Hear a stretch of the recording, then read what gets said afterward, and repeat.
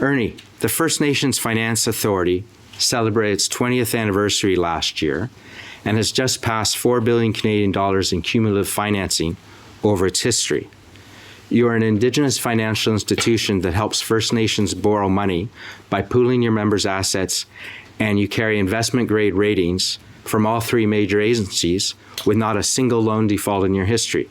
Can you tell us a little bit about the FNFA, how far it has come, how things have changed in the last 5 years, and where you see it going in the next 5? Yeah, thank you. Well, first of all, I want to thank you for the prayer. Always nice to hear that from you.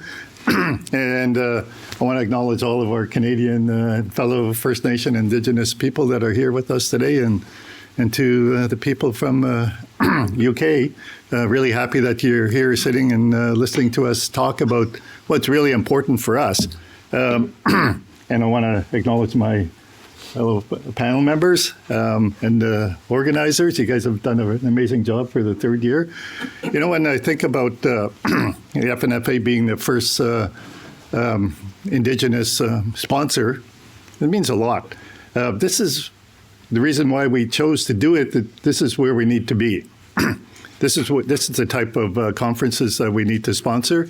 Being a First Nations debt issuer, probably one of the only ones in the world that are doing it pretty successfully in the last 10 years.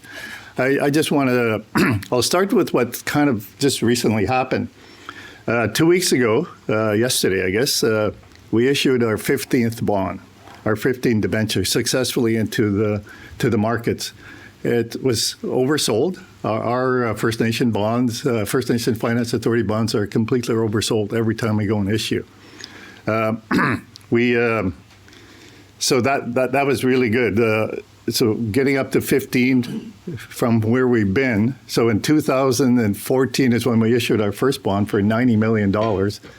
And just this past year, we issued $1.2 billion in financing, three bonds last year. And this year, we're expecting to issue around just over $2 billion. So that's quite a steep, if you look at it from the growth rate. So what does that tell you? It tells you a lot. It tells you that First Nations are really involved and engaged, and they're looking for capital that they can place that will be more affordable for them to undertake their projects. And so you think, okay, well, what kind of projects? Well, the projects are really important, but I think it's the results you get from the program that are more important, because in my experience, every dollar and every revenue that a First Nation receives from their projects goes back into their community. It addresses the social needs, the economic needs of the community, creates jobs, it creates opportunities, and it puts us in a position where we're managing wealth. And that's really, really important. It's good to be in that position because, you know, if we're relying on government funding for our living, we're living in poverty. We're maintaining poverty. So I think that's what's really important. The other thing, 2 weeks ago on April 1st, is we celebrated our 20th anniversary of the First Nation Fiscal Management Act that received royal assent from Parliament. So the FNFA is a piece of federal government legislation, and arguably, it is probably the most successful legislation that the federal government put in place that's positively impacting First Nations from a social, economic point of view. And so the First Nations Finance Authority, the only one of its kind that exists in the world today, we know that because other countries where there's Indigenous populations want to do the same thing that we're doing. So we're a debt issuer. And like Mark said, we have 3 credit ratings. They're all AA ratings. I have to say that yesterday we met with a number of investors here in the UK. Really good meetings.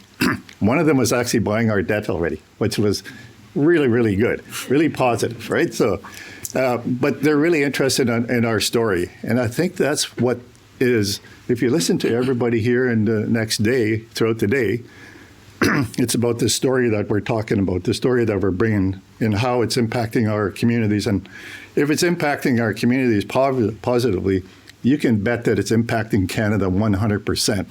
So Canada benefits every time a First Nation makes an investment. It spends $1 in one investment. Canada invests positively with job that's being created and the economic wealth that's also needed in our country. And it creates project certainty for projects that are on the books. So, I'm sitting here. I'm very, very happy to be here. But I'm, as an Indigenous person, a First Nation person, hailing from the Northwest Territories. I'm from the Salt River First Nation in the Northwest Territories. It's in the town of Fort Smith, in and around the town of Fort Smith. And guess who else was born in Fort Smith? If anybody doesn't know. So, yeah. I have to tell them. Okay. Okay. It's Mark Carney, our Prime Minister, is born in the town of Fort Smith. And he was the governor of our Bank of Canada, and he was the governor of Bank of England here. And I just happened to sit on the Bank of Canada's board of directors. So there's something about Fort Smith and the Bank of Canada. So anyways, I'll let you think about that. So I think I'll just stop there. And again, thank you. Really, really happy to be here. Ernie, I'm curious, what types of investors are most interested in FNFA's bonds and debt? It's really interesting. The type of investors they're institutional investors, of course. So life insurance companies, repo, reinsurance. And central banks. We have central banks from many parts of the world that are buying our bonds, from Asian countries to the Middle East to Europe and the U.S. and Canada. So that's who's buying our bonds. So every time we issue a bond, we're oversold. So it means that if we had more to issue, it'll be bought, which is a really good thing because when First Nations have a need for projects, like for financing for projects, well, the First Nations financing with our track record, we can go and get it. We can get that debt. You can be rest assured that we'll get that debt. And we're going to get it at a really good cost. We're AA rated. And our discussions with investors here in the UK yesterday, it's interesting. They like the 5-year sweet spot. We like the 10-year fixed rate.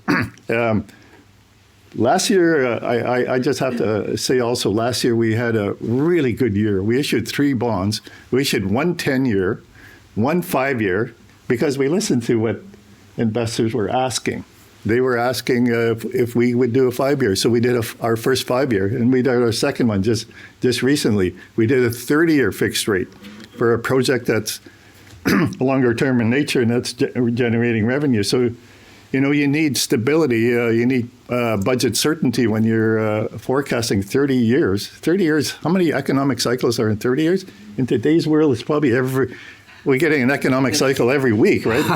So, I can't keep track of that, but that's what's important. So that's who's really buying our debt. So it's international, it's global. So our debt is highly recognized, and it really helps to have no defaults and a proven track record. Thank you.